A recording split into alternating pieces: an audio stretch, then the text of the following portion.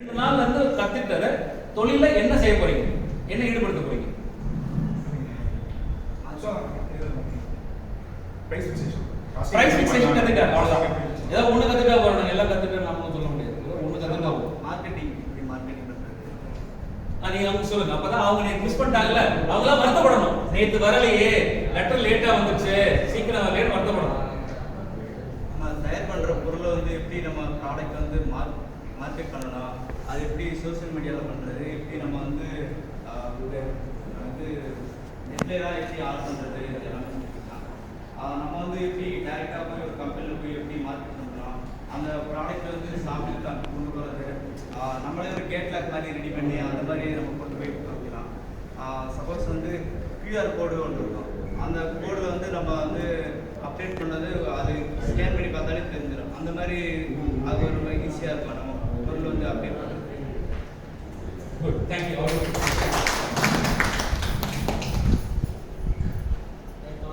ஒரு கம்பெனிக்கு brand name வேற, அவங்களோட கம்பெனி நேம் வேற அப்படின்ற விஷயத்தை கற்றுக்கிட்டேன். அதில் ஒரு கம்பெனிக்கு முக்கியமான இதோட உதாரணம் என்னன்னா, ஏர்டெல் அப்படின்றது பிராண்ட் நேம், எல்லாம் கேள்விப்பட்டிருப்பீங்க. ஆனா கம்பெனியோட பேரு பாரத் டெலிவெஞ்சர்ஸ் லிமிடெட்.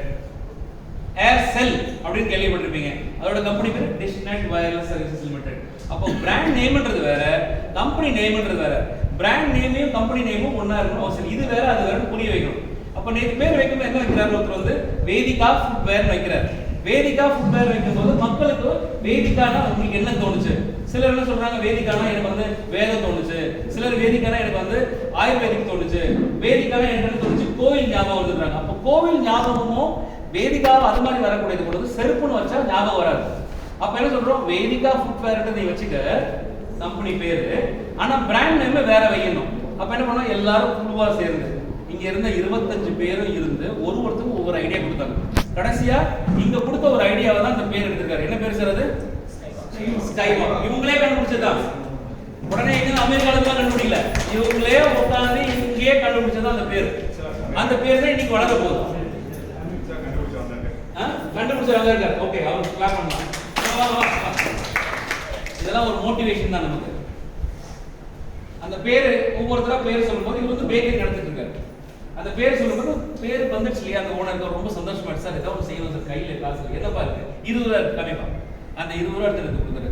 இதுல 20 ரூபா முக்கியம் இல்லை, செய்யும் போது ஆத்ம திருப்தி, அந்த கம்பெனிக்காரங்களுக்கு ஒரு சந்தோஷம். இப்ப அந்த பேர் தான் இம்ப்ளிமெண்ட் பண்ண வர. நாளைக்கு அந்த கம்பெனி 10 வருஷம் கழிச்சு பெருசாக சொல்லுவாங்க, நான் அந்த பேரை வச்சேன். Good, thank you. ரைட் சார், நீங்க கண்டினியூ.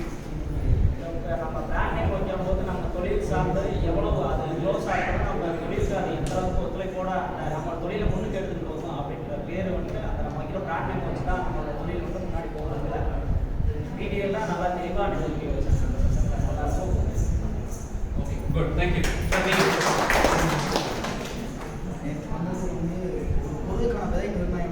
கேட்கல அவங்களா? கேட்கல கேட்கலன்னு சொன்னாங்க. இது ஒரு பொருளுக்கான விலை நிர்ணயம் எப்படி பண்ணணும், அதோட காஸ்டிங் எவ்வளோ விஷயம் இருக்குது அப்படின்றத நேற்று தான் நான் புரிஞ்சுக்கிட்டேன். அதுலேருந்து நானுமே இன்னும் ஒரு கண்டிப்பாக உட்காந்து அதை ஒர்க் பண்ணணுன்றது இதாகிடுச்சு. இன்னொன்று பிராண்ட் நேம் எவ்வளோ அந்த பிராண்டுக்கு அந்த பொருளுக்கான எவ்வளோ க்ளோஸ்டாக இருக்கணும் அப்படின்றது நேற்று தான் எனக்கு புரிஞ்சிச்சு. அதுக்கு முன்னாடி நான் சரி ஒரு பேர் தானே அப்படின்றது நேற்று ஒரு பொருளுக்கு ஒரு பேருன்றது எவ்வளோ இம்பார்ட்டன்ட். அந்த நம்ம பேர் போடுங்க, கம்பெனி பேருன்றதுமே மேடமோட பேர் எழுதுங்க. கம்பெனி யூஸ் பண்ணவே அதுதான் பேராக இருக்கணும் அப்படின்னு நான் நினச்சிட்டு இருந்தது.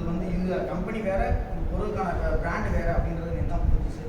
அப்புறம் எப்படி மார்க்கெட் பண்ணணும், எந்த ஒரு பொருளாக இருந்தாலும் எப்படி கொண்டு போய் சேர்க்கறது தான் நம்ம பொருளோட இது இருக்குது. எவ்வளோ குவாலிட்டியாக மேனுஃபேக்சர் பண்ணிட்டாலும் அந்த பொருளை கொண்டு போய் அவங்ககிட்ட சேர்க்கறது தான் நம்மளோட சேல்ஸ் தான் முக்கியம். அதுக்கு மார்க்கெட்டிங் எப்படி தான் பண்ணணும் அப்படின்றத நிறைய விதமான ஒரு இது சொன்னாங்க. அது எனக்கு ரொம்ப ஹெல்ப்ஃபுல்லாக இருந்துச்சு. இதுக்கு முன்னாடி நான் அவ்வளோ மார்க்கெட்டிங் பண்ணங்க, இனிமேல் நான் பண்ணணும்னு ஒரு டிசிஷன் எடுத்து வச்சுருக்கேன். இப்படி தான் பண்ணணும், மார்க்கெட்டிங் பண்ணணும் அப்படின்னு.